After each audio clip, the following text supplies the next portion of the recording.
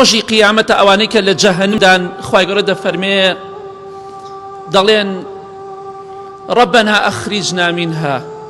فإن عدنا فإنا ظالمون خوای ئەگەم لە جەهەنەم دەرمان کەن خوای گەورە دەفەرمێ اخسأوا فيها ولا تكلمون یەقسە نەکەن بێدەک بن خوای گەورە دەفەرمێ قسە نەکەن باسی دەرچوون نەکەن لە جەهەنەم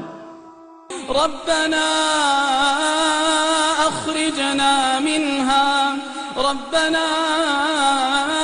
أخرجنا منها فإن عدنا فإنا ظالمون قال اخسأوا فيها ولا تكلمون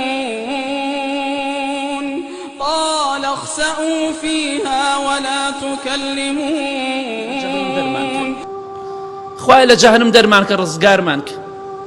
داواکەن لە پەروەردگار لە خوا ئەپاڕێنەوە ئیمامی عەبدوڵڵای کوڕی عەمری کوڕی عاص ڕەزای خوای لێبێ دەفەرمێ کاتێککە داوا دەکەن لە خوای گەورە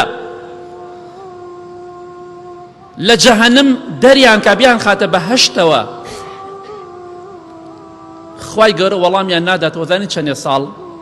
ئەو دنیایە لەو ڕۆژەوە کە دروست کراوە تا ئەو ڕۆژەی کۆتایی دێ چەندێ ساڵە مەسافەی ئەوەندە ساڵ لەو ڕۆژەوە دنیا دروست بووە هەتا ئەو ڕۆژەی کۆتایی دێ ئەوەندە ساڵ خوای گەورە